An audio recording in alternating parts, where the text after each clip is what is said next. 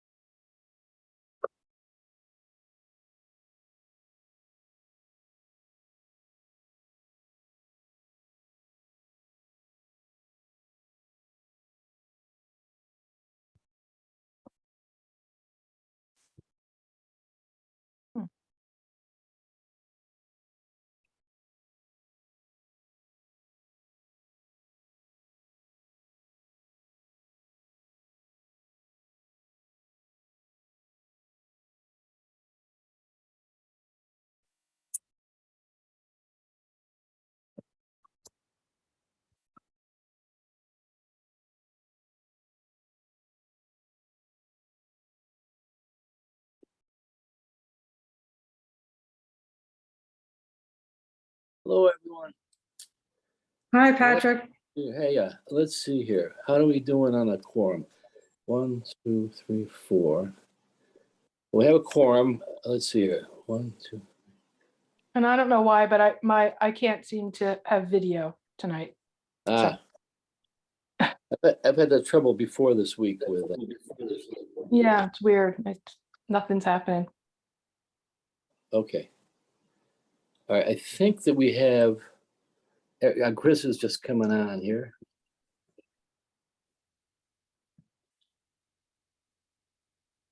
Hello. Hi, Chris.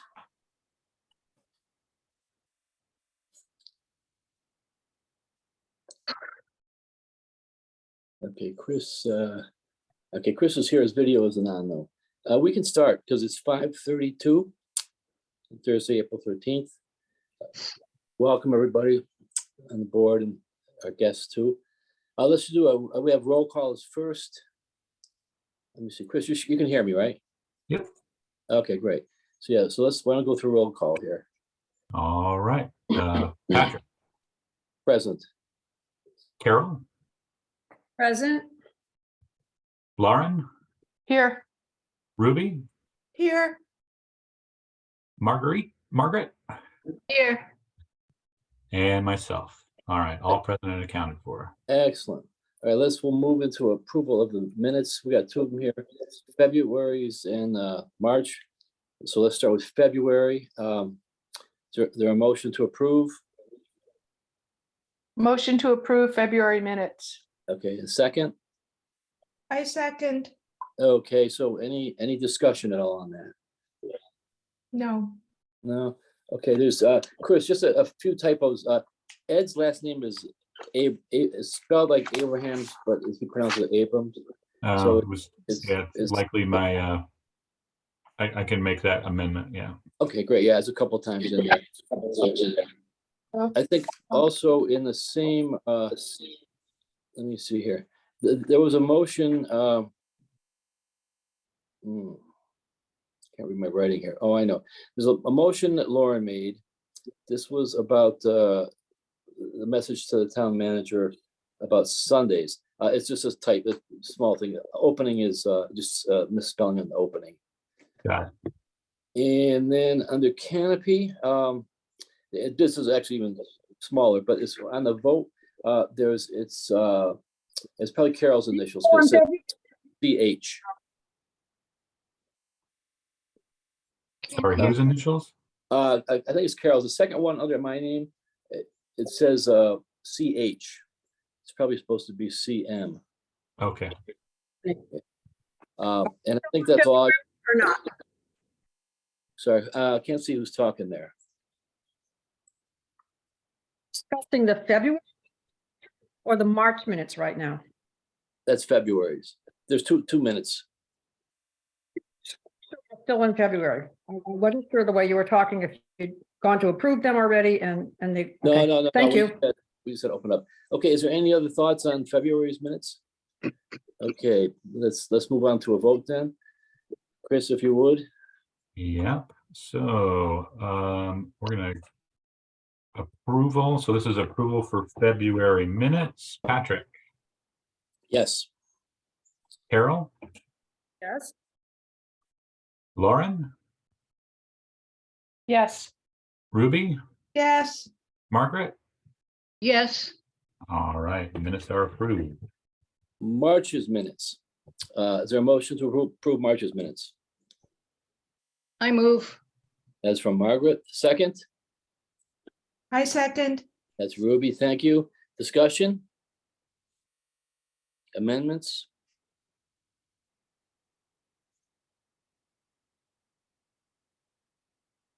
Okay. All right, I think we can, if there's no discussion on that, we can just move to a vote. I'm sorry, my sound just cut off and I just missed the last maybe 2 minutes. My sounds, can you hear me okay? Yeah, now it's good. Okay, sound is back. All right, Yeah. so I missed, are we discussing the March minutes? Yes. Okay, I just have to go under motion of LC requested town manager to consider opening additional Sundays.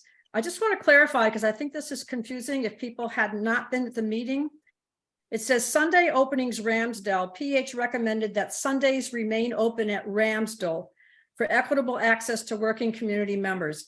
That's not what we discussed. Sundays are always open unless it's a holiday weekend. So that needs to be clarified because it makes it sounds like we were discussing closing on Sundays altogether. Yeah, good point. So I think we need Thanks. to absolutely reword that for the record.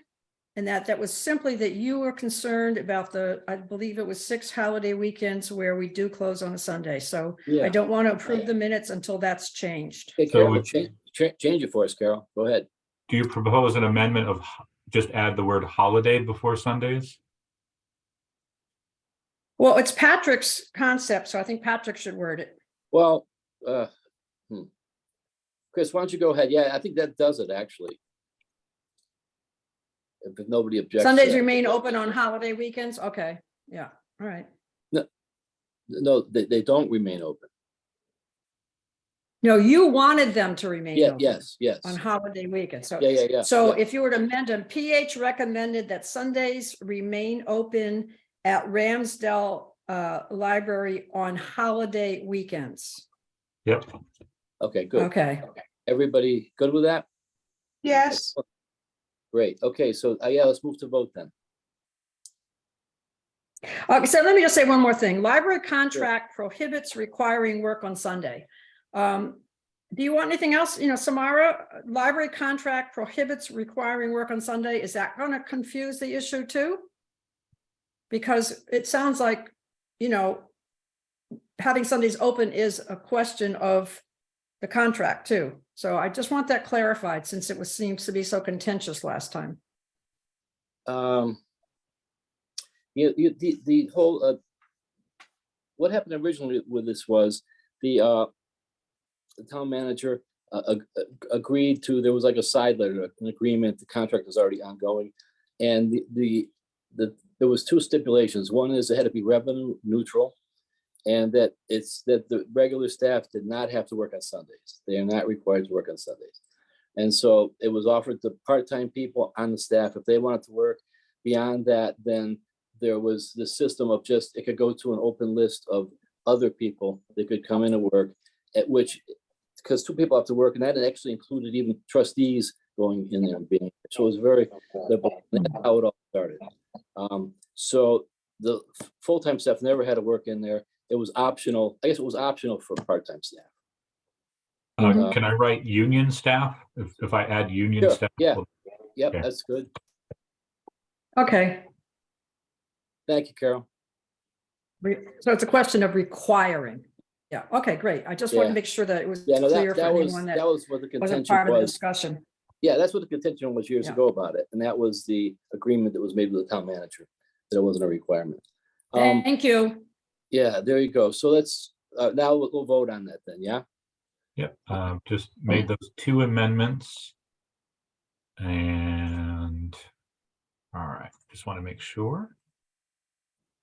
All right, so motion to approve March minute. One last thing here, under board speak, it says PH states they will resign from the board. Do we have an update on that, Patrick? I'm right because here. it's- I mean, it's- what I was considering it, and when I talked to Jennifer at town hall, it's not, you can't really resign unless you put it in writing to her Okay, office. so do we need to put anything additional on those minutes to update that, or we just leave it as is? PH states they will resign from the Well, board. that's what I stated at that meeting. It's the minutes for that meeting. So I'm happy with. Okay, whatever. so that's clear, in terms of Yeah. anything we have to do Yeah. to comply. So No, that's just stands as is, okay. Yeah, yeah, I Mhm. think so. Anything else on this? Okay, so let's vote. All right, moving to a vote to approve March minutes. Patrick, Yes, Carol, Yes, Lauren, Yes. Ruby, yes, Margaret, Yes. and me. Yes, great. we have to take a moment of silence now for Chris. He's done great minutes all year, and that basically, this is his last minutes. So, thank you, Chris. Those are Thank you, Really- Chris. thank you, Chris. thank a you. dirty job and nobody wants to do it, but somebody here is gonna have to do it next. Anyway, that's different problem. Friends report, I've heard nothing from Ed. Samara, have you? Yes, he, just before this meeting, he told me he wasn't gonna be able to make it. He doesn't really have many updates except to say that the book carts will start going out again outside in front of Mason on the weekends now that the weather's nice, and their Great. book donations have been moving at a faster clip lately.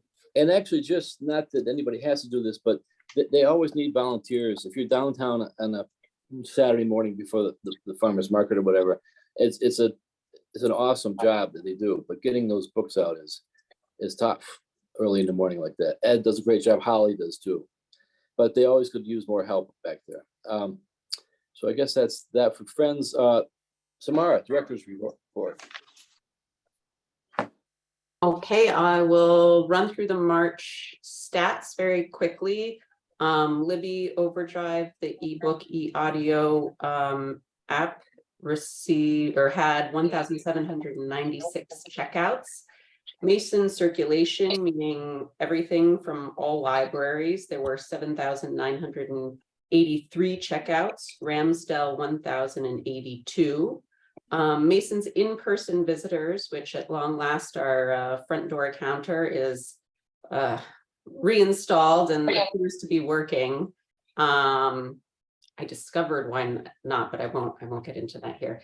In any case, there were 5,818 visitors, and at Ramsdell there were 409 visitors, which I want to point out is an increase of 75 patrons from February.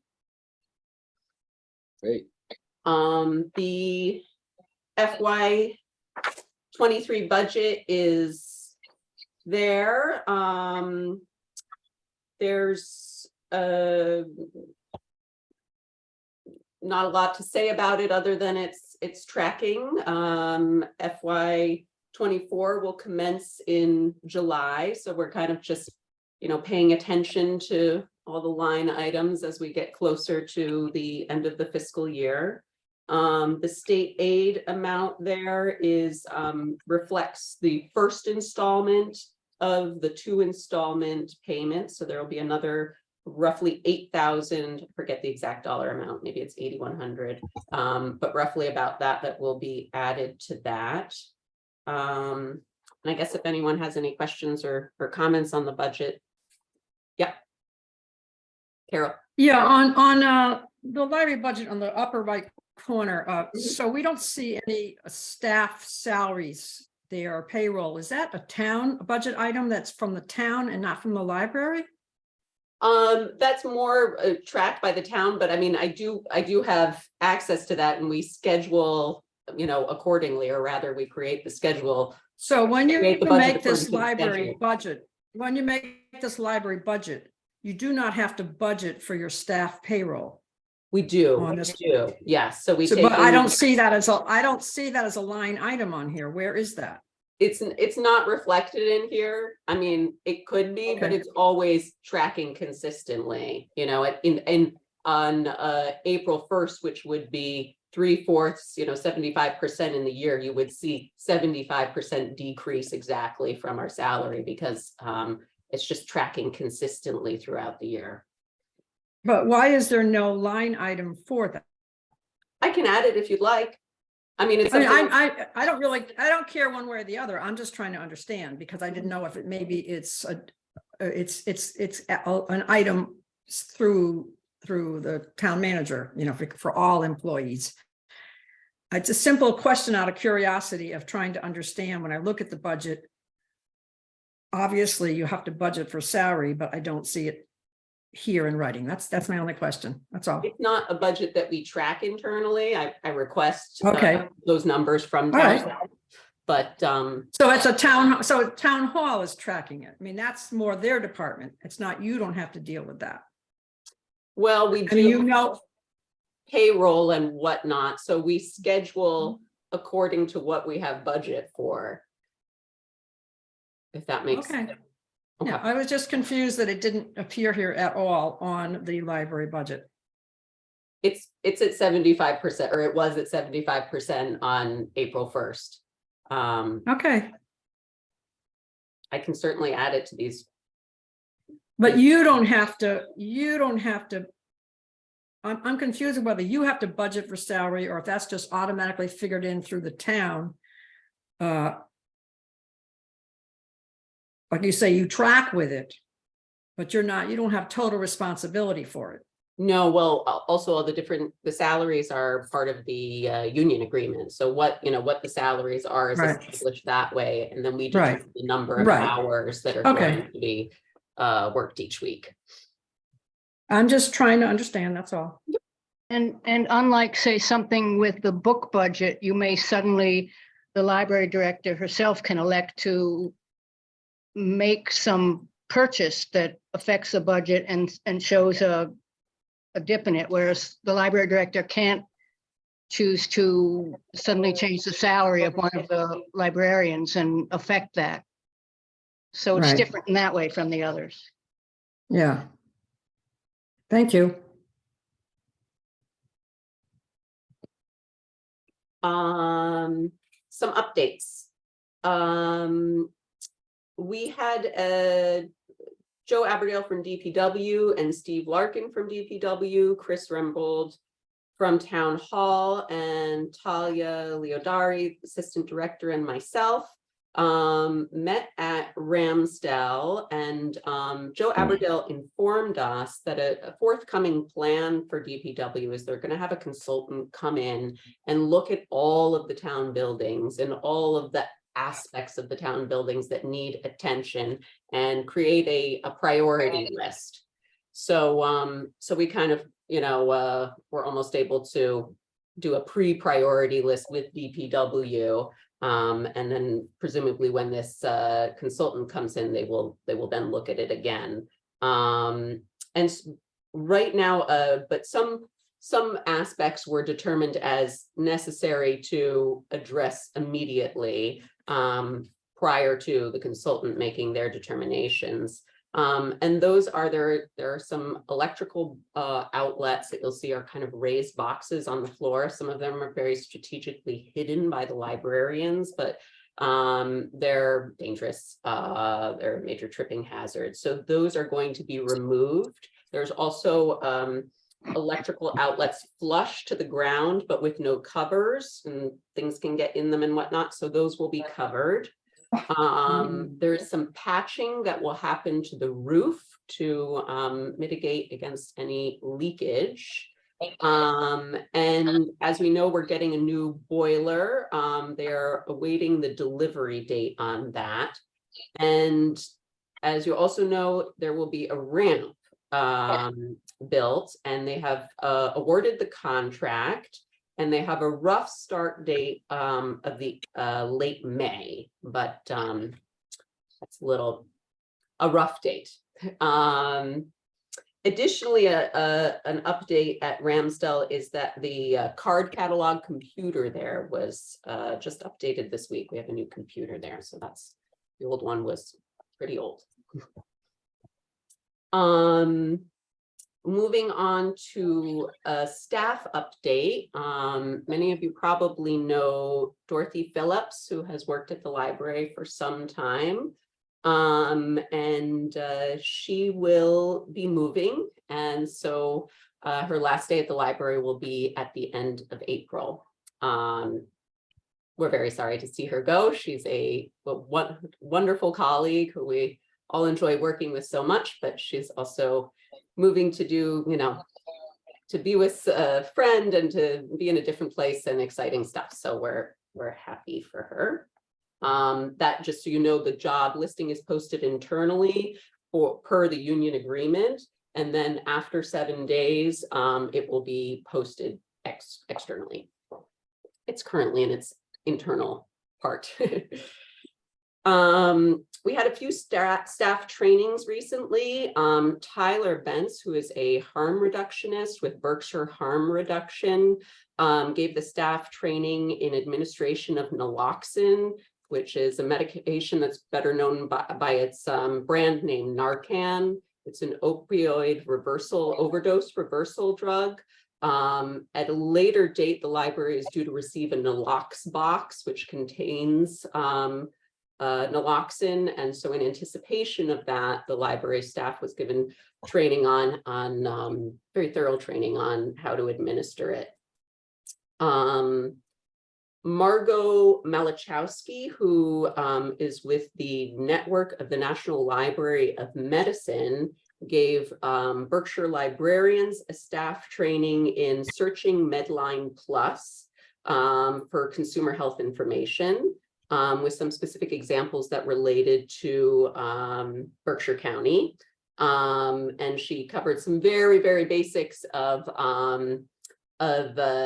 health information reference, which is, pointing in a direction, but staying clear of any diagnosing. That we did in our newly renovated community room on the smart board, which Christine got up and running. So that was another interesting staff training we did. We're collaborating with some different town departments, which is fun, and in a few ways, including in our book displays.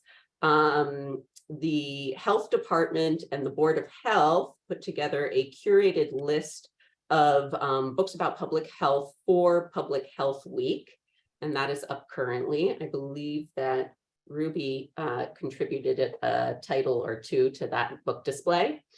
And we also have another book display up in anticipation of Arbor Day, which is going to be celebrated here on April 21st, not the real Arbor Day, but that's all right.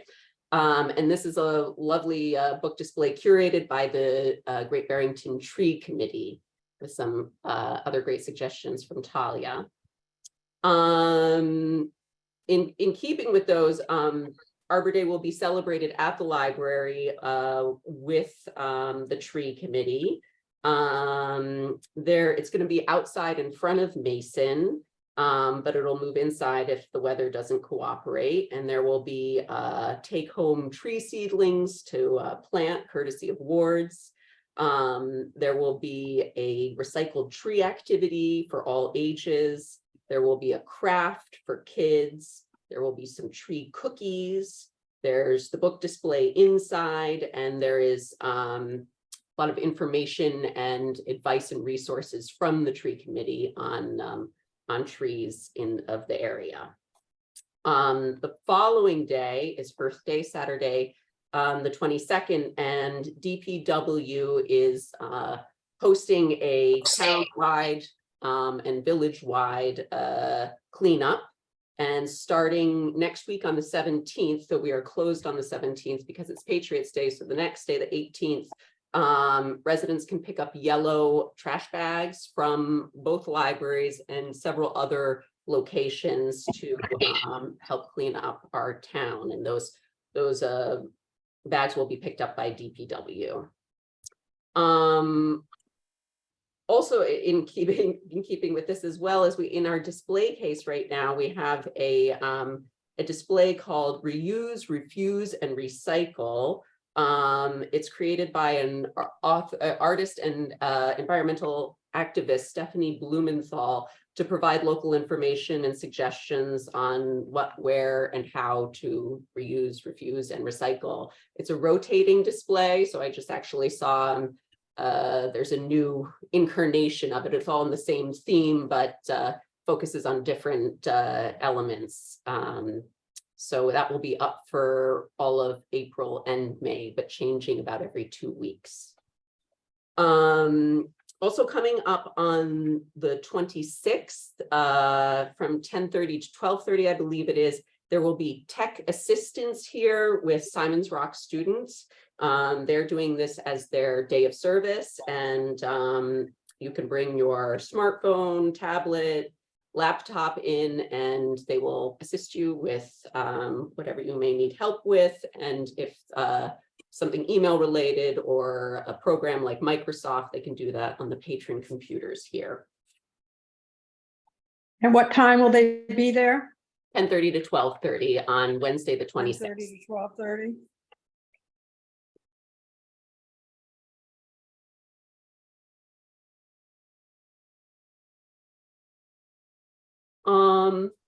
Okay, so the next item I have on here is a revised borrowing policy and procedures document. The Great Barrington Libraries already have a borrowing policy, of course. This one is revised to make some, updates and additions here and there, just to be, in full keeping with our neighbors and recommendations. But primarily, what the big change is here is that it's reflecting the fine-free status that will go into effect on May 1st. We'll go out of order here a little bit. So why don't we vote on this now and then? Oh, I'm sorry. No, that's okay. Actually, no, what? You know what? Let's, no, it's easier if we vote now on this. So let's open this up to approve it. Is there a motion?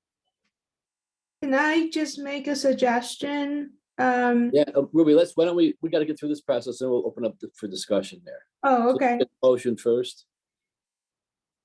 Is there a motion to take up the borrow?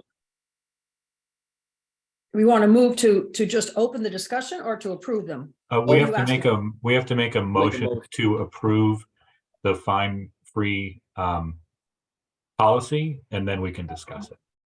Oh, So is there a motion? I move that we have a motion to discuss and approve the fine-free policy under Great Barrington Library's borrowing policy and procedures as proposed. Is there a second? I second. That's Margaret. Thank you. Discussion, Ruby. discussion about all the reports or discussion about the borrowing Just policy? borrowing for a second. Oh, yeah. I don't have anything. Okay, does anybody have anything? Okay, if there's nothing, let's move to vote.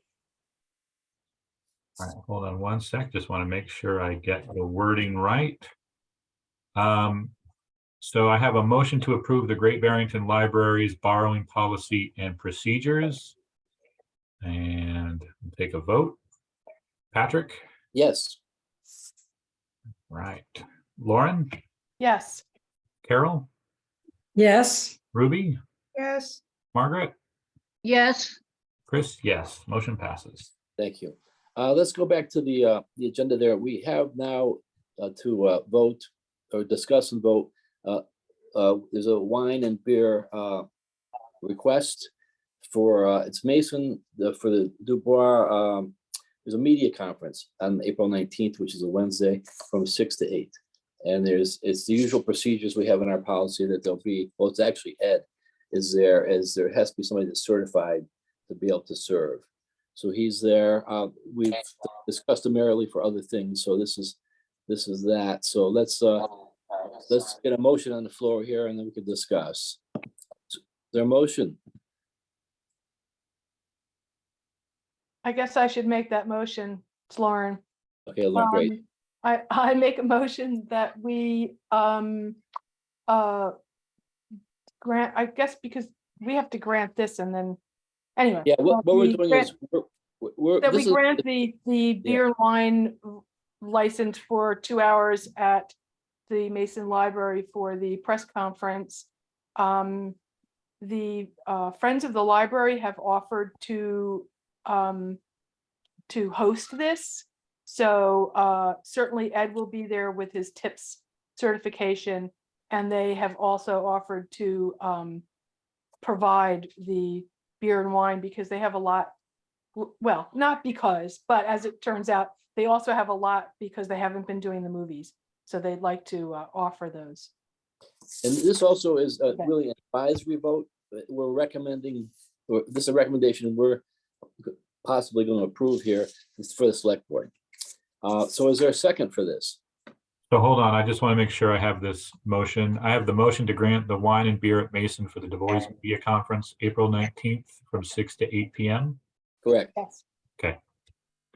Is there a second? I second. That's Ruby. Any further discussion? Okay, be it that Sorry, there's, who made the initial motion? That was Lauren, right? yes. And Ruby seconded. Thank you. Yeah. Yes. So we can move to vote now. All right, Patrick, Yes. Carol, Yes. Lauren, Yes. Ruby, Yes. Margaret, Yes, Chris, yes, motion passes. Great, thank you. And now we're going to skip down to, it's going to be, we have to reconfirm the vote that occurred in April of 2022. And this was about donating the remainder of the artifacts. And we have a lengthy, from Talia, there were, in your packet, there was a lengthy letter to describe where we're at with this now. So let's take up the motion and then we can discuss it. Is there a motion?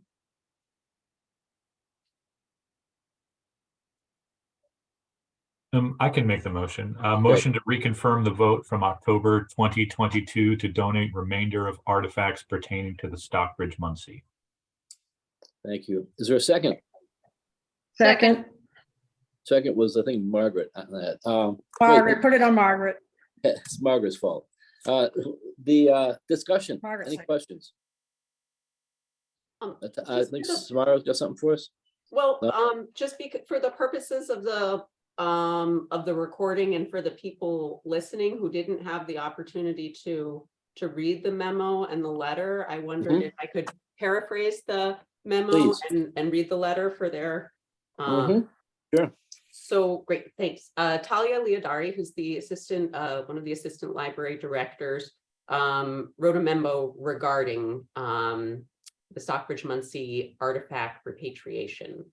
So in October 2022, the trustees voted to return the artifacts that were in the Charles Taylor collection to the tribes from which they came.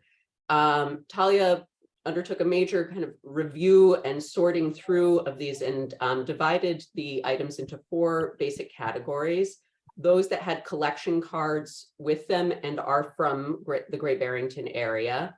Those that did not have cards with them, but are very similar to those that have collection cards and are from the Great Barrington area, so presumably are as well. Those with collection cards from elsewhere and those with no collection cards.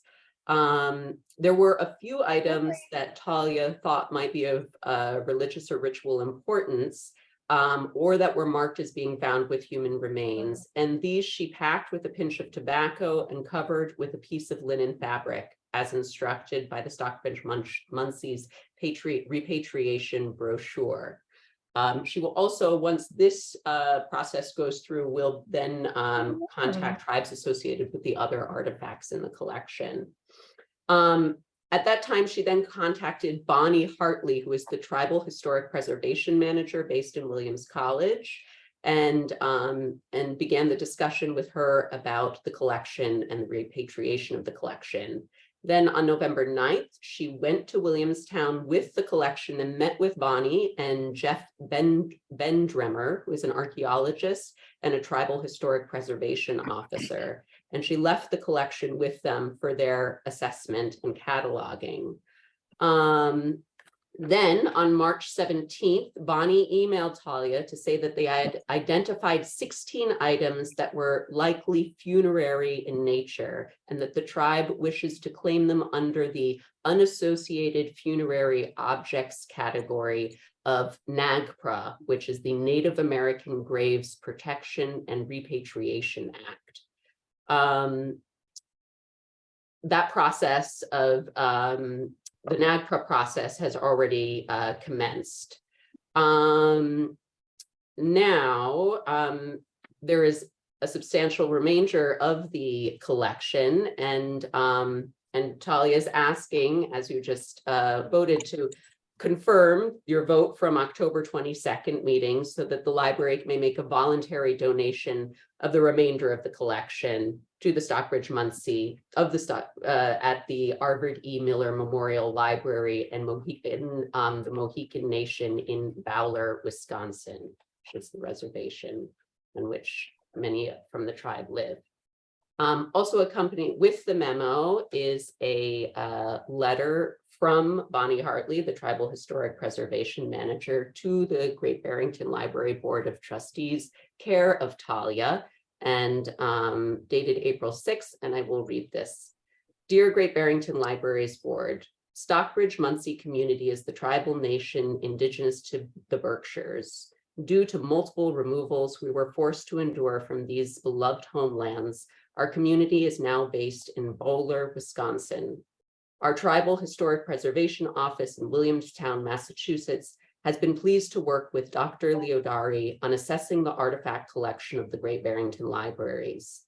We worked to consult on the items that we identified as likely from burial contexts and therefore subject to the Native American Graves Protection and Repatriation Act, NAGPRA, a federal process with which we are underway and on track to complete in the next 2 months. When completed, these items will be reburied by the tribe. For the remainder of the items that we assessed, our Arvid E. Miller Memorial Library / Museum in Wisconsin, the repository of the tribe's material, culture, and archives, would like to request the collection as a voluntary donation. Despite the lack of detailed provenance records for the collection, there are many unique cultural heritage items that our museum would be pleased to receive and better connect our community with our deep history in the Berkshires. If you approve, our Tribal Historic Preservation Office would plan to first keep the collection here to work with Williams College students on producing a display of the tribe's cultural history that is reflected in these materials, and to work with the Williams College Museum of Art on creating 3D photogrammetry images of some of the unique pieces. We would be happy to make a copy of the exhibit panel for your library if desired, and to share the photogrammetry images with you. Once the collection transfers to the Arvid E. Miller Memorial Library Museum, the collection could always be loaned back to the Great Barrington Library or other local institutions upon request. Thank you for your consideration of this request to approve donation of the non-NAGPRA sensitive artifact collection to Stockbridge Muncie community. Sincerely, Bonnie Hartley, Tribal Historic Preservation Manager. That's great work on Talia's part. Yes, Yes, please express our gratitude to her. And her absolutely, I profession- for her will. The library professional- is so thankful for her knowledge in this area and how she managed this whole process. Yeah. Very, very highly professional, and it was a pleasure to read because it was so, I mean, makes me proud that she's on our staff. Same. So please Absolutely. tell her that. I will pass it along for sure. And so Samara, I'm assuming we would probably love to get a copy of that as they offered us. Of the exhibit panel, Yeah. yes, I don't think we need to vote on that, but yeah, just, I'm assuming. Okay, great. yes. Thank you. Definitely. Any other discussion from the board? Okay, be it that there's none, let's vote. No, this is just a reconfirmation vote again of October 22nd. The motion is to reconfirm the vote from October 2022 to donate remainder of artifacts pertaining to the Stockbridge Muncie. Patrick, Yes, Carol, Yes, Did you Lauren, need a second? It was seconded already. Oh, okay, sorry, missed that. Okay, yes. Ruby Yes, and Margaret Yes, and myself, yes, motion passes. Great, thank you. Back to you, Samara, request for state aid for program. Okay, great. Yes. A little bit, one follows the other, but I think I can switch it around here. Because one of the state aid requests pertains to the artist in residency proposal. So would it be okay to look at Yeah, that first? yeah, Is that sure, all yeah. right? Yep, yeah. Okay, also in your library report packet was a proposal from an organization called MAPS, Music, Art, Puppet, Sound. And they are proposing a artist in residency literary garden. It's a community engaged program that would culminate in these literature gardens. One would be a shade garden in the back of Mason, and the other would be a sun garden on Ramsdale. And they would work on site at Mason primarily, but also Ramsdale, using the library's resources, books, multitude of resources that we have here, things from the library of things, to create art in the libraries and also to do workshops. Another component of this would be dialogue, community dialogues. And they would probably, the first one would kick off in late June. The next one would be at the end of August, and then they would occur seasonally.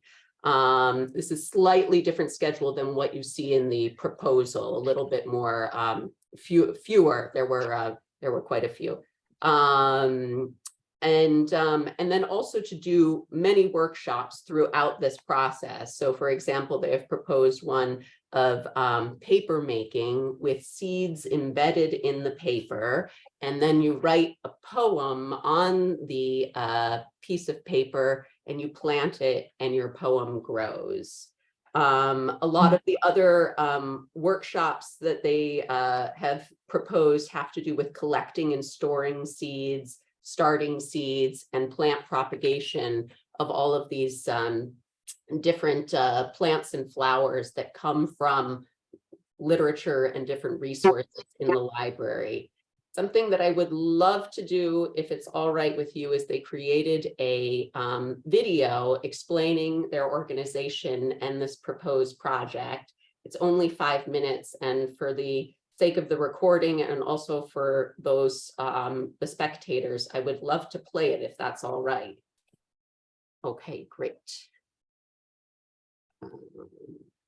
Let's hope I can.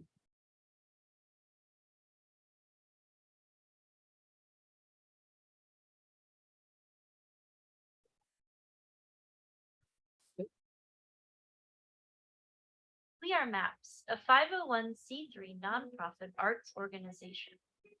We work with both kids and adults in local communities to create all types of art. Visual art, music, puppets, theater, and gardens. MAPS is run by founders Rachel Shirk and Aaron Rourke. Rachel, that's me, has a BA from Bennington College and an MA in puppetry and community activism from NYU's Gallatin.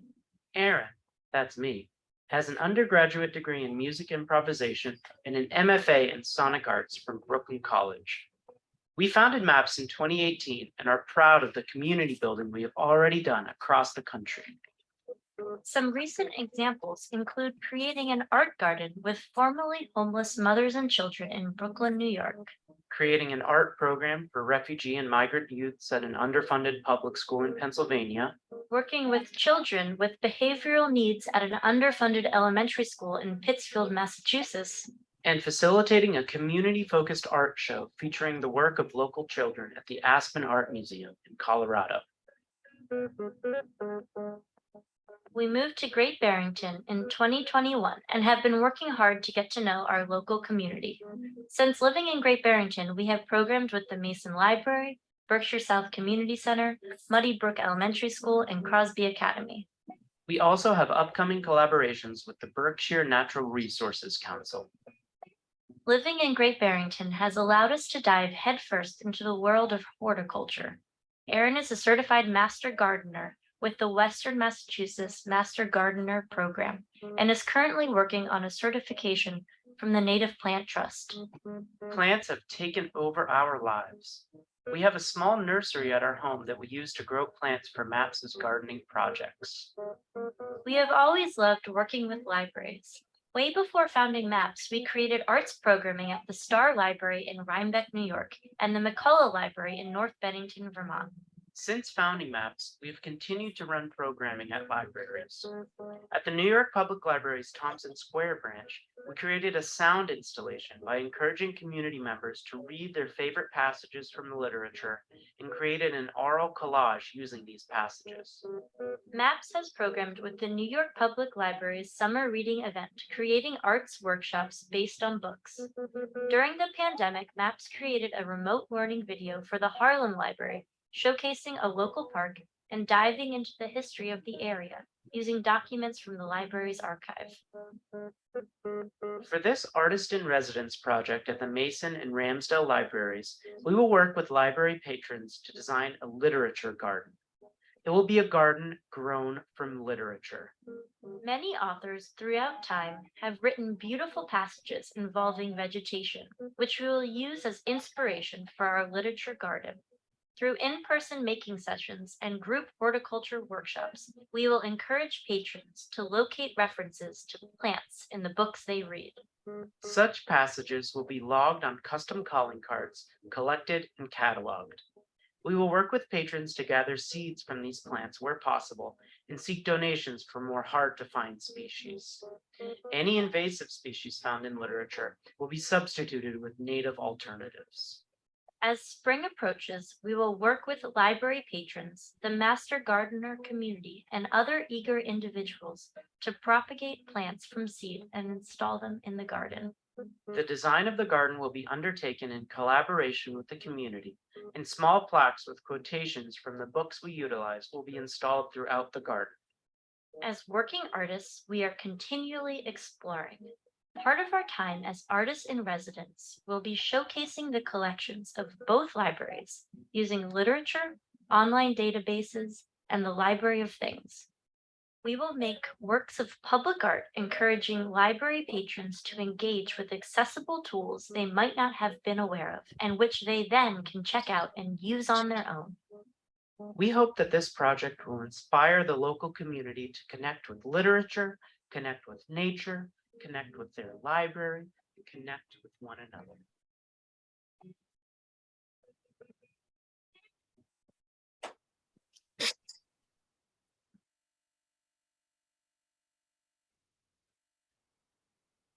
Mara, can you share that the video link with me so I can include that in the minutes, please? Absolutely. Yep. Thank you. That was marvelous. Isn't it? Yeah, I love the idea. Very cute. Mhm. Where is the garden going to be?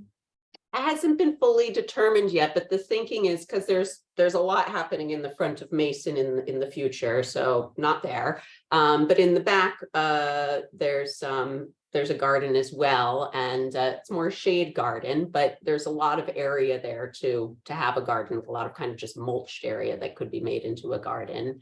And then, so that would be a shade garden. And then at Ramsdale, a sun garden, because so much sun pours down there. And that will probably, once the ramp goes there, we'll kind of work with the ramp potentially was the thinking. I see. We were just so delighted to receive this proposal. I think it's just such a wonderful idea. They're such a creative organization, and they love libraries and have this fabulous thing they want to do here. So we're feeling pretty excited about it. Yeah. How does the finances work on this then?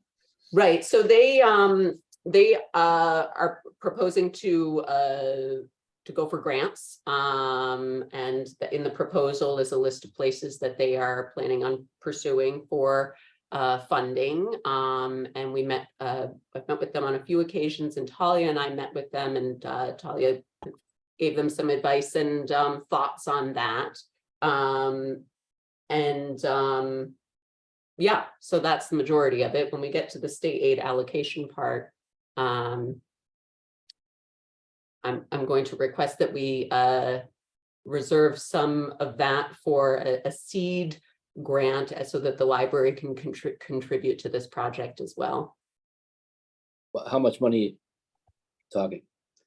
Well, I'll delineate all the different state aid kind of categories there, if that's all right. Is that okay? Sure. So is that money that's already there, or is it money that we have to request? So we don't know if we have it yet. So the state aid has been, allotted to the library, has been given to the library. It comes in 2 separate installment payments, and we have one and the other's forthcoming. And our state aid account currently has 34,000 in it, with another 8,000 incoming. And so if it's okay if I just speak to the state aid a little, if that's not jumping anywhere. What we would like to do, and what I understand has happened in the past, that I would like to ask that the board vote on allocating certain numbers of state aid for different areas of programming, so that each time a programmer is booked, or we want to book a programmer, we don't come to the board each time with each individual programmer. The timing is difficult, and I mean, in the children's department at Mason alone, there's a dozen programmers over the summer. So it would be, instead of each individual program, we'd like to allocate a chunk. So you're asking that we allocate a portion of state aid as a new line item for programming? I know that we keep state aid as its own line item, but that because the trustees have approval over the state aid expenditures, that instead of bringing each each individual program to the board, that the board says, okay, Ramsdell can have 2,000 to do its programming over the summer, and we allocate that. And then each time we do something, of course, I keep you informed of what's programs are happening, but we don't come and say, can we spend Do you have those $800? numbers of how much for each Mason and Ramsdell? I do. Shall I? May I have them? Yes, well, this is what we're going to request. And so just to reiterate, currently in state aid, there's 34,000 with 8,000 still to come. For Mason's Children's Department, we would like to allocate 5,200 of state aid to Mason's Children's Department. This is in keeping with all previous years. Throughout the year, there's a lot of programming, but in summer, it is a tremendous amount of programming with summer reading and all that entails. So that is the number we're requesting for Mason's Children's to be allocated. For Ramsdell, we're requesting an allocation of 2,000. Fran Hernandez, who works is the operations manager, has some fun programs in the works coming up. One to celebrate for the summer, one to celebrate Harry Potter's birthday, another potentially with goats. These are all in the works. So they're not, things are not definitive yet, but we're starting to put them together. And when the ramp comes, I think it would be really wonderful if the library could have kind of some celebratory programs, perhaps music programs, when everyone can get into the door and we can celebrate with some programming. For For Mason, we're requesting 1,000 allocated from state aid for programming. And really, and this is kind of in conjunction with that, for MAPS, I'm requesting 4,000 to be allocated as a seed grant, no pun intended, but kind of intended, for the literature garden. They are going to be applying for grants, and they will, do this project without the full amount needed. It will kind of be a rolling process. But part of this program is numerous programs that will happen at the library, such as the seed paper making and planting your poem.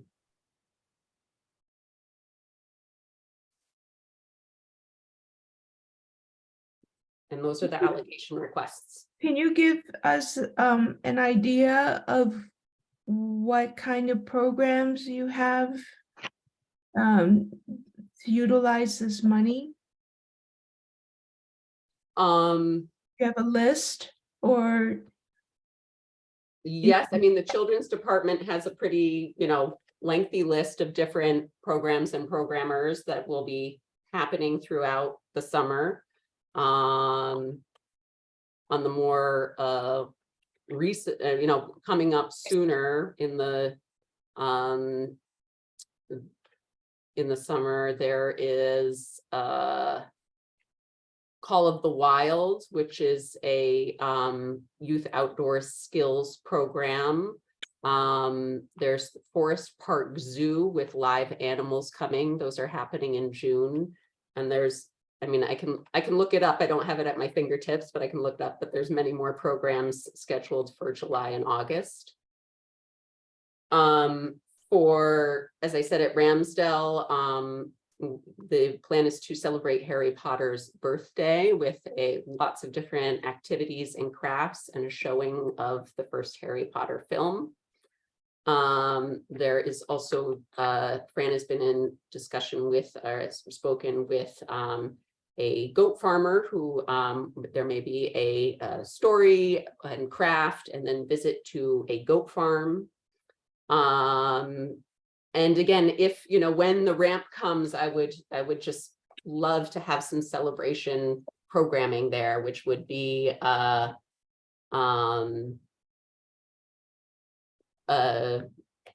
think music. I've heard that music, that the acoustics in Ramsdale are fabulous. And I think that would be, there are a few music programmers, one who has done some online programming in the past with Mason that was extremely successful, who we would like to engage. But I'm not, because the ramp dates aren't firm yet, I can't quite schedule that programming until I have a solid date.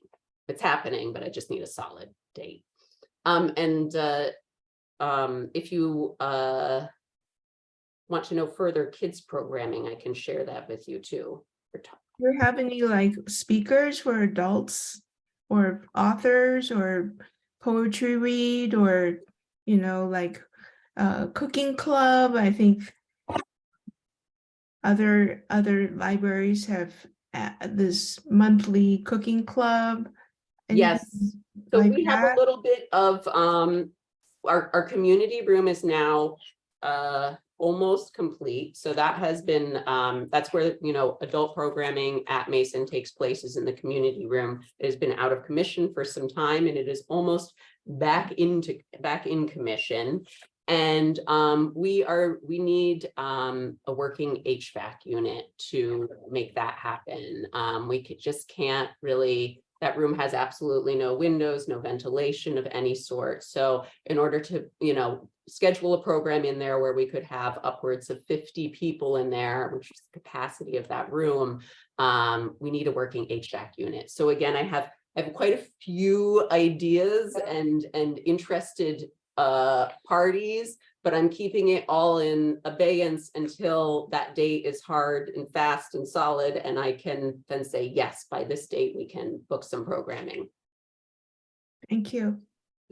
So Samara, back to the finances of this. If they can't, they're asking, they think this whole project is what, $51,000, but many of these grants, that the things they've listed there give out very small amounts. So if we are putting in 4,000, and this doesn't occur like they're going to say, how does this work? Are we waiting? Are we putting the money aside till they get all the grants and then we start it, or how does this go? No, it will commence, before all the money is raised. It's a year plus long process, so they will also be applying for grants as they go and as they're also made available, and doing it that way. Okay, In but what are we terms gonna- of, yeah. How does this work? I mean, it's, grants, the cycle is not right now, actually, for one thing. So I'm just wondering what happens if what do we get for 4,000 if they can't accomplish what they were trying to do for 51,000? We have a whole summer's worth of artists in residencies and programs and different community discussions, and all that they outlined in their schedule there will still take place. Will we have a contract with them? I think we can't just give money where it seems loose. So as long as we have some kind of legal document here of what our expectations are for services, because I mean, that video is great. These people are amazing. I looked at some of the other videos. It's great, but it's a little bit, maybe too optimistic on the money side here. So we're looking at putting in, it's a lot of money for uncertainty. So if we can just make sure there's some kind of contract that has some fencing around it, so that we are making sure we're not just putting it out there and they disappear. Sure, so that I would write a letter of agreement between us outlining what they promised to do over such and Yeah. such period of time, and yep, absolutely. So did they approach us or did we approach them? They have done 2 programs already in the children's department that they did in the fall. And they are also part of the Mason Children's allocation amount requested there. They will be doing some additional children's programming. And they approached us. They've done projects at Berkshire South, and they're really making themselves a part of the community already, very much so. And what was the feedback for their project? Oh, Thank it was great. I happened to be a spectator for one of them, and it was a big crowd, and they were making these dinosaur masks or puppets. I can't recall, but it was a big crowd and an engaged crowd, and they're amazing art facilitators. And how does that link with children's literature? Oh, so the projects that they're doing in the children's department are separate from the literature garden. That is their crafts those projects that they often revolve around the themes that they're using in the children's department. So the theme was dinosaurs when they did. So there were dinosaur books everywhere and whatnot. So when the children's department has a theme, they were fitting their projects into the children's department's theme. I see.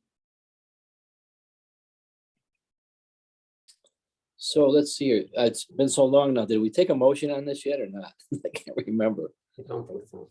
We didn't. Okay. So is there, We did. I think I've pieced something together from what was said. A motion to have state aid allocated toward the following programming as identified by library director and staff: Mason Children's Department, 5,200, Ramsdale, 2,000, Mason, 1,000, MAPS Literature Garden Seed Grant, 4,000.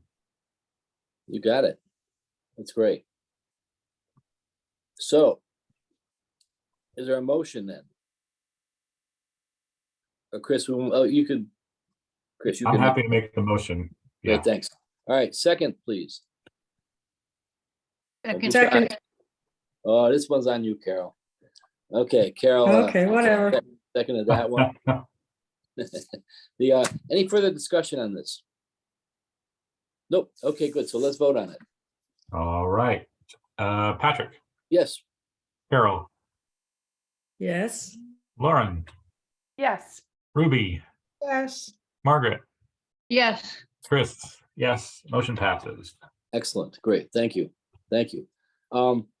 Treasurer's report, well, let's talk about the treasurer for a second.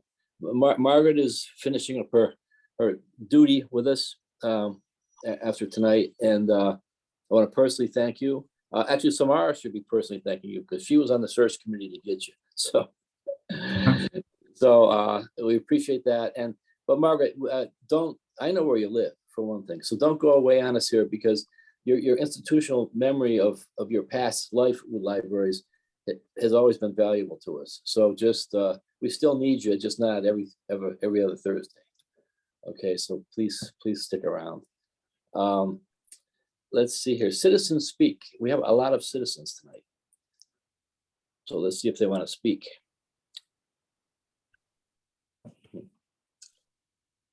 Tomorrow, for some reason, I'm not seeing that window here. So do you see who the? I do, I see all the citizens, but I Nobody's guess speaking. if someone needs to raise their hand, right? If that's. Yeah. Please, yeah. Yeah, so I'm not seeing any raised hands. Now I see a raised hand. So I'm gonna promote them to a panelist. Okay, great.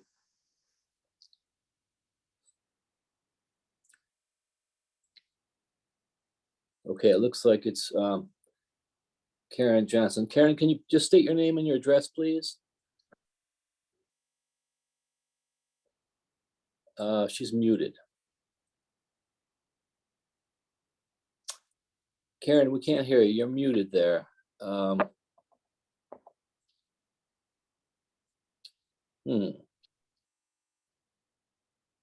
Still muted there.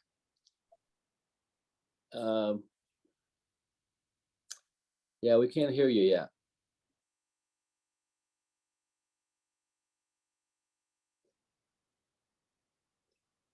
Probably have to unmute the mute button.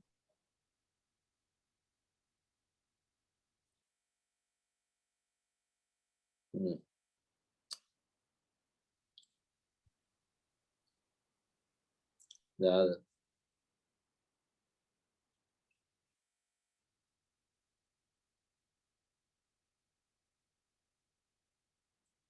Oh boy.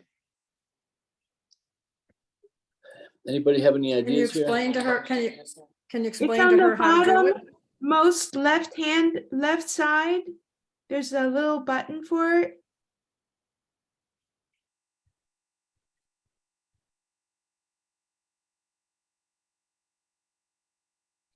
There you go.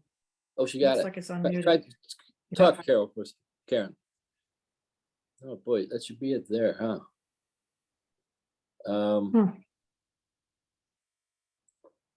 Is her volume down? That shouldn't really do She may it. have to, she Oh, may have to she's click muted again. audio too. Yeah, Oh, boy. she's you're muted again, Karen. Why don't you, there you go. All right, now you should be able to talk for a That's second. something I did. That you just did?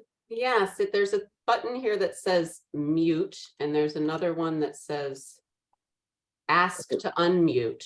And so when I she's press muted. ask to unmute, then Karen appears to be unmuted, but Yeah. yet we can't still hear her. Oh boy. I know. So she may not have her volume up on her laptop or whatever device she's using. She may be unaware that her volume's turned off. Your volume is turned down, Karen, we think. If you can hit the volume button on your keyboard there.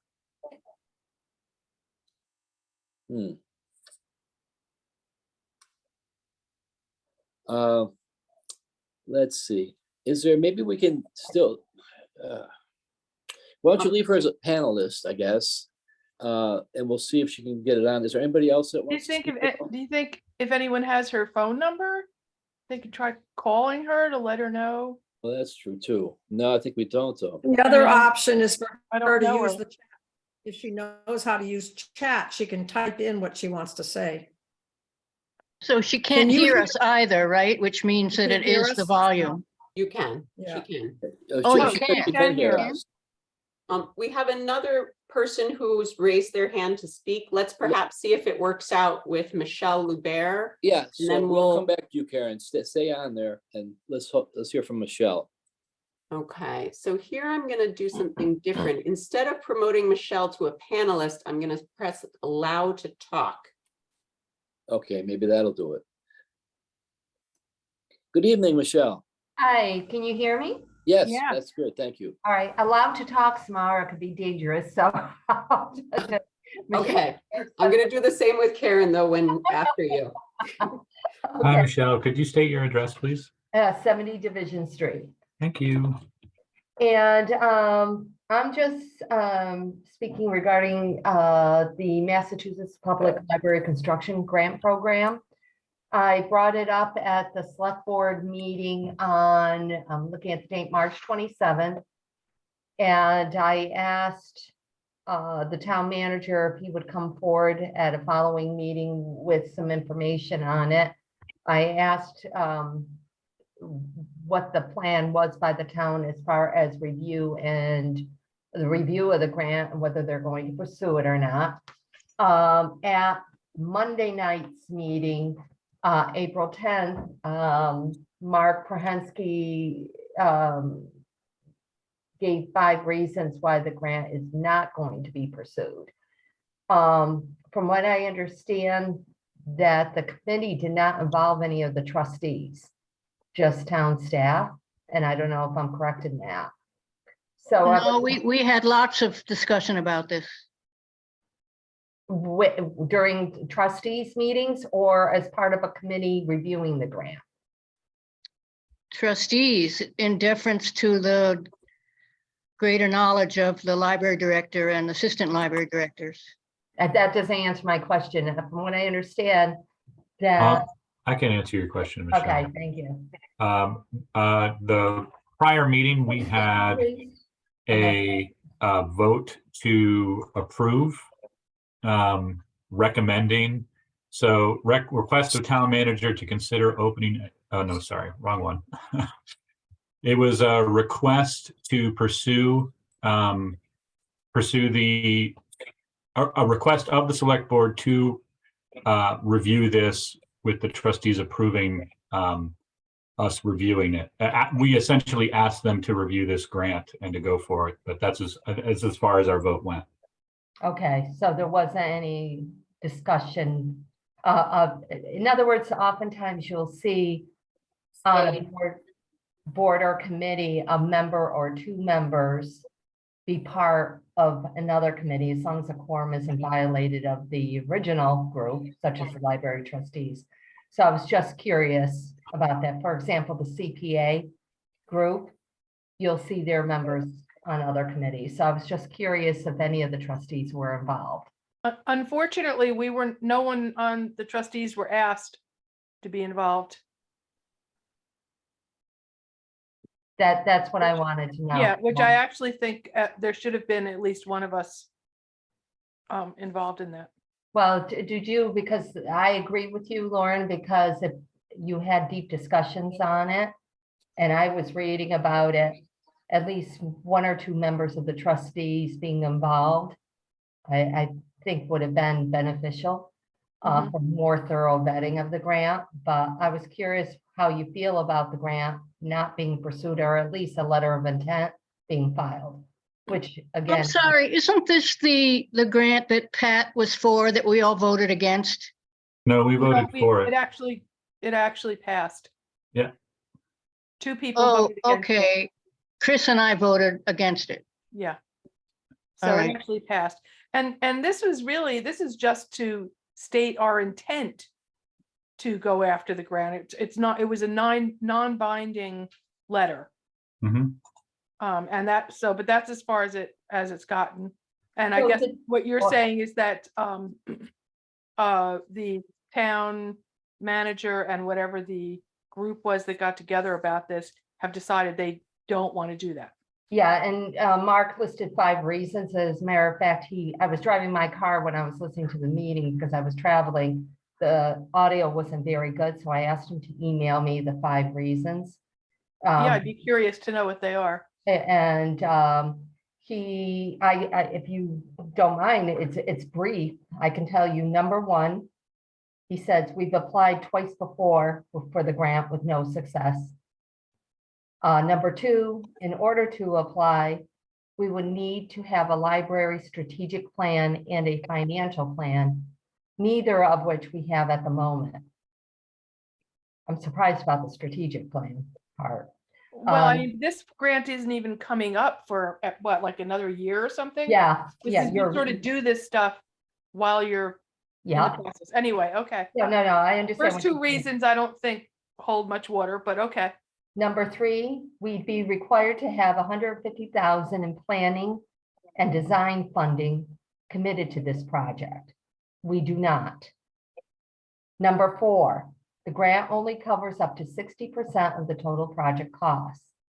At $5 million, we'd be responsible for the remaining 2 million.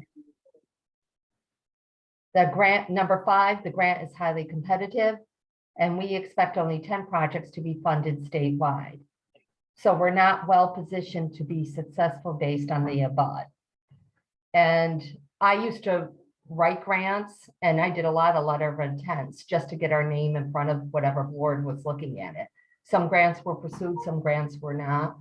But my big curiosity on it was, were any of the trustees involved? And so that's why I'm asking. And again, I was wondering, so I understand 2 library trustees voted against it. And if not tonight, at some point, I'd like to know why it was voted against. Was it voted against for the same reasons that the town manager is stating here? I can say why. As a former library director and also a former magazine editor at a magazine that selected best small libraries in America, Ramsdale is just out of the picture.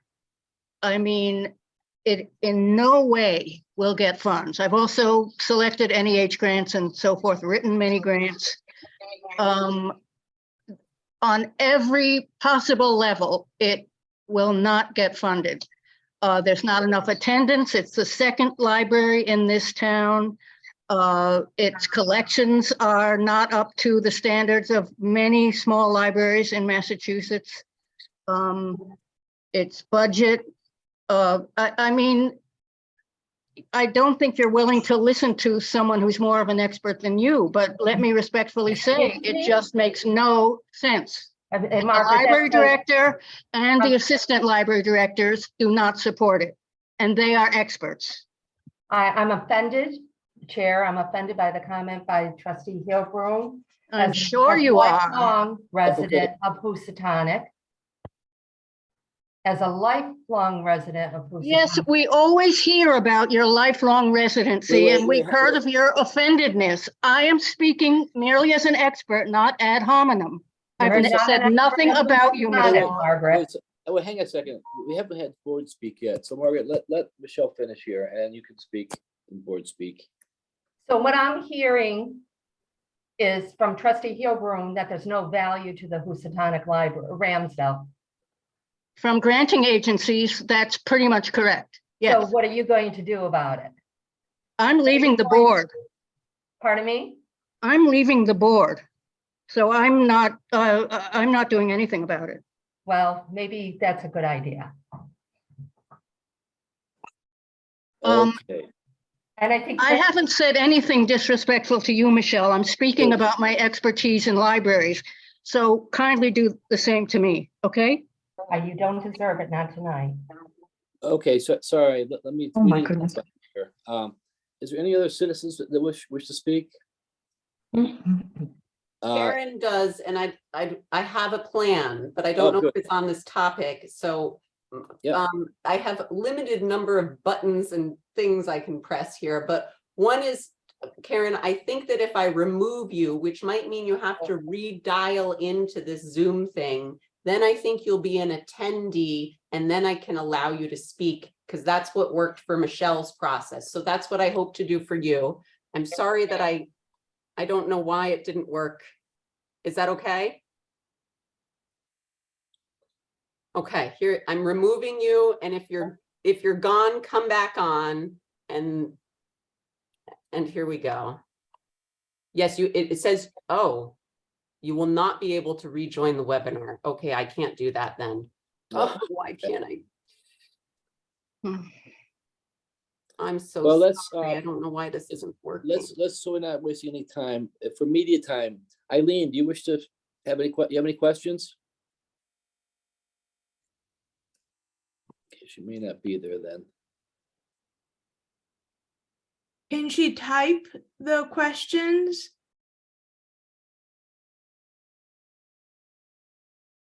Is there a chat? No? Why don't we, tomorrow, maybe like even tomorrow, let's see if we can, get a hold of Karen and you and I can have a conference call with her or something.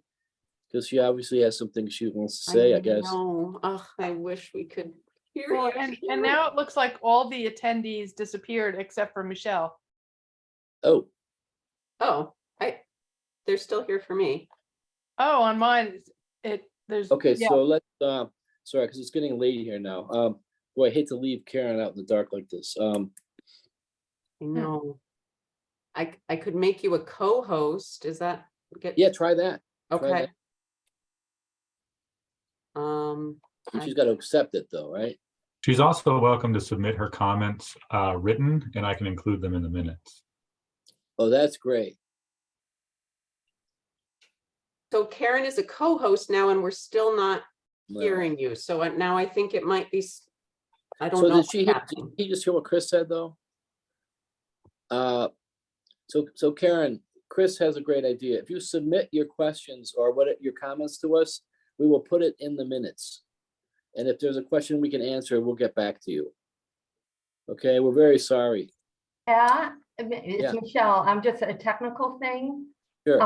I don't know if Karen's been on before, but you know, when you sign on and you're supposed to test your audio Yeah. and, you know, that sort of thing. I think it may be on her side with Yeah, her audio, because if you don't unclick it, you know, or you click the wrong thing, you can shut your audio off, you can shut your video off. That sort of thing. So her video is clearly on. Yeah, and But, she says that she can hear us. right, So- exactly. Hmm. That's why I'm thinking for her to communicate with us.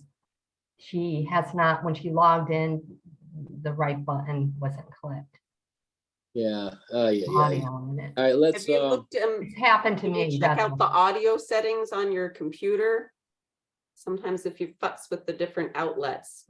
Yeah, because that's what I'm thinking, because it's happened to me. As a matter of fact, I think it's happened to me with one of the library trustees meetings. Eileen's hand is raised, so I'm gonna. oh, okay, good. Let's hope we can get her in here.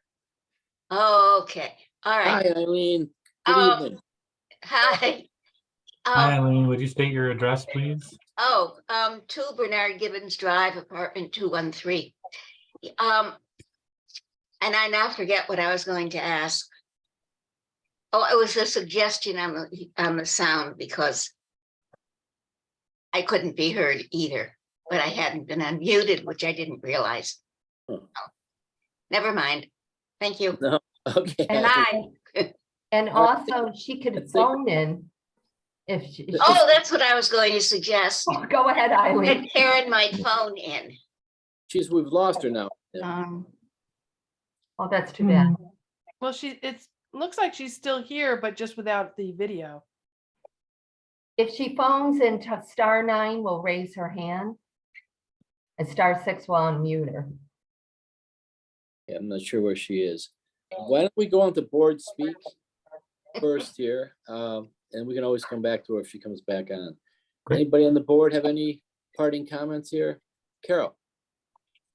Yeah, first I want to thank everyone for the privilege of being here. This is just my first year and I've never been on a board before. So knowing that we have 2 new board members coming on, I want to ensure that they don't go through the same process that I did. Ruby is on a board, so I don't think there was a learning curve for her where there was for me. And I'm really grateful that I think Patrick left this at the library for me, this trustee pocket guide, which was very helpful. However, I wish that I'd had an orientation and a little more welcoming to feel part of the trustees meeting. And there's a very short turnaround time between the election and the meeting. And it took 2 months for me to even get on the email list so that I had the agenda through the town of Great Barrington website. I wasn't on the email list. I didn't feel like, I felt very frustrated. I didn't know who was responsible for that. I felt that over this past year, we've had a few communication breakdowns just with administrative things, like it says, I won't go over it, but there's a new trustee checklist, which I think is very helpful. But also in our guidelines, it says, hold on just a second. Let me get the right chair. Sorry. That should be several days before that we get the agenda and the director's report. And sometimes it's only been the day before, and I work during the day, so I found that a little hard to get, things at the last minute. We had a little glitch, I think it was last meeting, where we didn't get the director's report at all. So I'm wondering if we can somehow tighten this up when we've got 2 new board members coming on. I'll be happy to be part of an orientation for them if we want to follow this new trustee checklist. And I'm also wondering if we need maybe to just get together and review. It says, some of these important things we should have: boards, bylaws, schedule of board meetings, contact sheet for board members and director, list of staff names and positions, et cetera, et cetera. I had to kind of scramble and just figure this out for myself and find it myself. And as a new person on the board, I was a little lost, a little confused, and a little frustrated. So I don't want the next 2 new people to go through that like I did. And part it's because I'm new. Ruby's obviously a real veteran on the Board of Health, so she probably didn't go through the same process. And also, let's see. Yeah, it says distribute the agenda and related materials several days in advance. And it also says rotate leadership for a stronger board. Now, I don't know how that has been in the past. I'm going to be just a 1-year term with 2 other new people coming on. So half of the board will be relatively new. Is it just how long have you been chair, Patrick? How many years have you been chair? Question. About 2 or 3 cycles. Part of it is, Carol, it's hard to fill these spots, as you'll find out in a couple of weeks. Exactly. And that's Exactly. kind of, And people want to be on a board, but they don't want to take, too much on. And so for any of the positions, it's there's not a huge list of people waiting to take those spots. I totally get that. Yeah. And I realize that if we were really a little more welcoming with our orientation and help people feel secure and empowered, that might help people to step forward more. I found my first few months, I felt there was not really good communication. I was scrambling to get the agenda, to get the minutes, to get my email address on the group list. And I had to be a real advocate for myself to feel like I was being put on the board. So I'm proposing, and I'm happy to be part of that we really have some kind of orientation and welcome for our new board members, where we go over this great pocket guide, which you left it at the library for me. So thank God I had it. But also like the open meeting law guide and the conflict of interest law and the tests we have to take. I was clueless about any of this. And it was actually the town clerk that told me. So I just want to make sure that we, in order to retain good board members and not have people resign in exasperation and say, I'm not going to not going to go through another cycle, that we really take care of our new board members. And I want to be part of that welcoming committee, because it's only 2 days after the election that they will be coming onto the board. But I'm grateful to have had an amazing year of having 3 different library directors. They've been fantastic. I mean, we've got to acknowledge them for what they've been through this past year. And they've been all very professional, and I've learned a lot, but I want to make sure to not be in an upset around communication breakdowns. Well, personally, I'll try to do better, and I agree with everything you've said. And part of it is, it's as we said, people don't want to, everybody's busy, and it's just sometimes I can't get an agenda done in time. There's things that go on, have to be placed in there. And the other problem is we have this crazy, the way this works is with you need so much time between things. That means tomorrow has to get it done by a certain day. If I'm going to get it done by a certain day, it's tough. It's tough. And I think all libraries. Just go through make this sure stuff. though that we take good care of the two people coming on the board. We So shall. that they feel like they're communicated with, and I'm happy to be part of that welcoming committee. Yeah. No, And to agree. share what I've learned, and to help them not feel as clueless as I felt being, Yeah. with the What we communication could do is, breakdown. with open meeting law, 3 of us can meet, but not 4. So we'll talk about it. If you're happy to help do part of it, I can do part of it or whatever. Let's see Great. what we do. Because But we that's just have 1 month. We just have 1 month, and then we're going to be down to, Lauren and Ruby, and you obviously have a lot of good experience. I'm learning, but then we'll have, 50% of us will be No, needing it's a that whole ongoing new orientation. board, really. 2 people change. And that way But- if we take care of our board members, then we retain them. Because it is hard if we're volunteers, it's a lot of work. And we want to make sure that people feel empowered. Yeah, well, boards, there is board fatigue too, and a lot of people just get to the point where they just feel like they just have done it, and that's just the way it goes. But we can definitely do better, and don't forget, there's all that material that comes from the state too online, which is hordes of orientation materials, and they do a great job on some of the things that you've mentioned, especially like the open meeting law. So that's where I go for information is the state library. So it's fantastic. But thank you for that. Anybody else have it? Oh, Karen's back. Karen, can we hear you? Can you hear me? Oh, Hey, Oh, right. I don't know how that happened, but thank you very much for your patience. yeah. Thank you. So, and sorry, did you give Chris your address yet? Probably Oh, not. I'm sorry. I'm Karen Johnson, State Road, Great Barrington. I'm out near Butternut.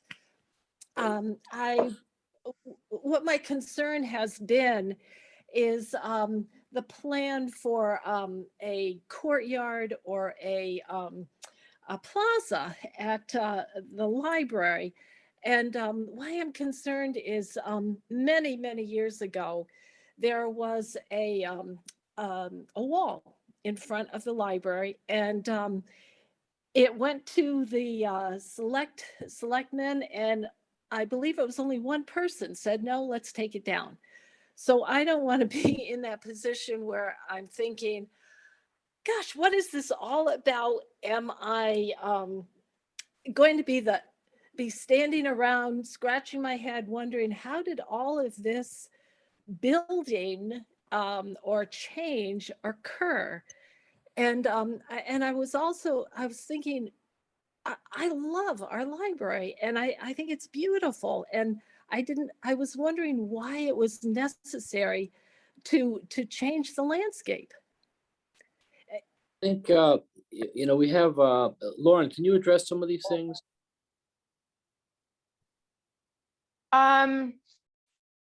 Yeah, well, there's quite a bit of history. I don't know how long, Karen, how long you've been sort of paying attention to the certain people in the town of Great Barrington trying to honor our most famous son, W.E.B. Du Bois. And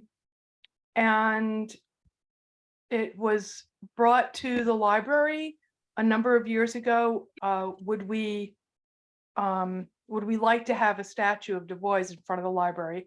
And the board at that time said, yeah, that'd be great. But it's not really up to us to make the final decision.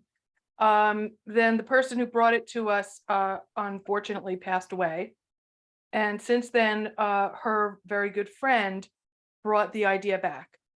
And so they came to the board again, and we gave it our blessing once again. And that is how the project was put in motion. So this is an individual idea. It's not coming from townspeople. Well, it's coming from townspeople, but it's not coming from the town government, if that's what you are trying to. Well, yeah, that's what's very confusing, because it's a public grounds, and really, you look at Main Street and there's not much of the town that's, I mean, it's it's a public ground, but there's so much private businesses that is just mushrooming, that to have this piece of town still on our main street, it's important. Well, it's still going to be there and it will be much improved and quite beautiful. But who says? And it's not a business. Well, the thing is, I was looking at your a few of your contributors, and they're out of town, like your Adams. I believe you just got some money. They're not even in this Adams Bank is not even in town, and it's a business. Well, we got a lot more money from Berkshire Bank. Yeah, it's a business. In other words, what I'm wondering is, when do people approve something like this? Well, I'm not sure what you're getting at. If you want to know about contributors, many local individuals have also contributed to this. It's not something that's being funded by the town, in case you're concerned about your taxes, because it's being paid by individuals and large donors who would like to see this project come to fruition. I don't know. Is that what your concern is? No, can I just speak up for Karen for just a minute? Karen is concerned about the appearance of our library that will be changed. And she wants to know who approved it. Is that what you mean, Karen? Yes, thank you. Oh. Yeah, I want to know about, we as voters, when have we been asked if this is a good idea or not? Well, you voted in the people who make these decisions for the town, the select board and so on. So I don't know. I'm not really sure what you're getting at. I get the feeling you just don't like the idea. I don't know if you've seen any of the drawings that have been published. Personally, I see it, and I didn't do any of these drawings myself. I'm not involved in that. But to me, it will look like the Mason Library, only a little bit improved. It'll be even more beautiful than it is. I'm just thinking of the heritage of our, I just like the way it looks now, and I didn't think there was a necessity to change it. Well, the change was really to accommodate the sculpture, because the sculpture. Sorry. I'm here. How that came about. And I don't know, maybe you don't like the idea of the sculpture. No, I just like, I mean, the sculpture is fine. That's not the issue. The issue was having people approve the landscape. I mean, the idea of having a courtyard and a plaza. We have one. It's in It front of already is a plaza. It is a plaza, and it's going to remain a plaza. It's not getting any bigger. It's not. Yeah, there will be lighting that works. There will be steps that aren't condemned. Yeah, it's just an improvement. It's like any other town improvement, except this time the town doesn't have to pay for it. Well, the thing is, I agree. Oh, Yeah, I if was just, anybody else wants to chime in. I was just going to say, Karen, I loved that wall thank growing you. up.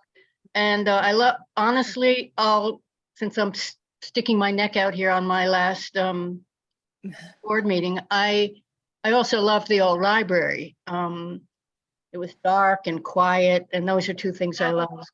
But I guess my position is simply that life moves on, and sometimes there are choices made by this town, apparently by majorities we're not a part of, and that will grow to at least find them okay. I mean, that's about the best I can say. I guess we'll never get that wall back. Although maybe we should, we could try.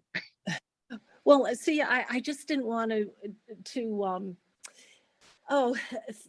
think someday I'd be remiss at not saying something.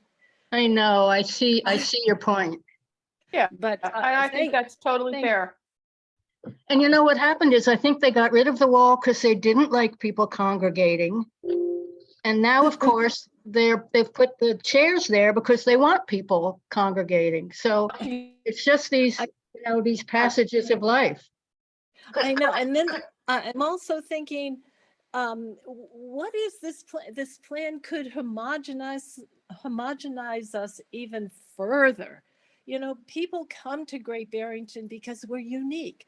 And to have something changed and not unique, it just, it bothers me.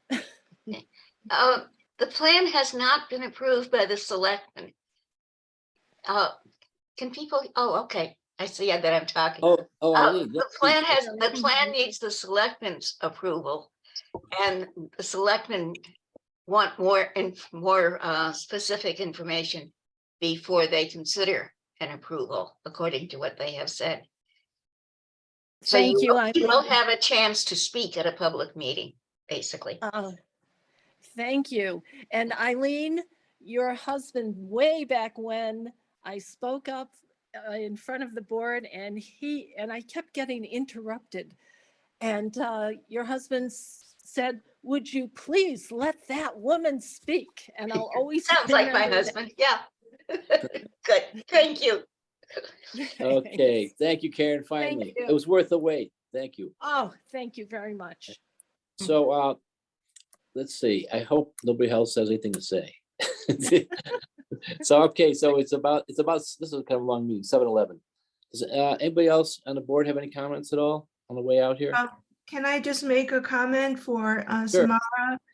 The monthly statistics, is it possible? I think it's a little bit more meaningful if we can compare it over months to see if the numbers are going up and down.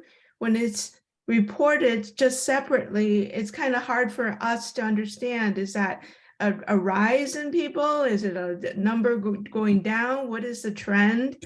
I like to look at trends. So is there any way we could change the statistics monthly so that it's tallied on a so we can compare it to like the last 12 months or something? Yes, I will start keeping accumulated statistics. Just so you know, I always point out when there's like a growth or a decrease somewhere, and Yeah. generally they're pretty consistent, but I'm Okay. happy to, do month, all of the accumulated months together. It just seems Sure. more meaningful. And the other thing is that since I've joined the board, I think I must go on a Zoom education conference like every week because I keep getting invitations, so I keep going to them. So I hope that with newcomers coming in, that they will be invited to all of the educational process that is allowed, so that you can get educated, because otherwise you don't really know, a lot about all the different aspects of being on the library. And I've learned so much from these meetings that I go on. But I'm retired, so I do have time to do that, but many people don't. So, it is important to go on some of those meetings. Thanks, Ruby. Carol, I just want to say, Ruby, what I do is, because I print out the director's report, I always flip back to the previous month, and then I put arrows up or down that indicates that there's been more, like this month, I noted that the attendance was up at both Ramsdale and Housatonic. So in the meantime, before she has a report for you, you can easily flip back to the director's report from month to month, and you can follow those numbers. I've been doing that every month. I always flip back to the previous month just to see, and that gives you an immediate answer. Right. So again, once again, Margaret and Chris, thanks for coming aboard and but please, with your institutional knowledge and stuff, come back. You know, come to some meetings and tell us what you think. So look, I guess that's it. Yeah, that's seems like the end of a year, right? But it's not, but it is. So anyway, everybody stay healthy and we'll see some of you next month and the rest of you. So long, farewell, auf Wiedersehen, goodbye. Yeah. Okay, good enough. All right, take care, you. everybody. Yeah, bye-bye. Bye-bye. Good night. Night.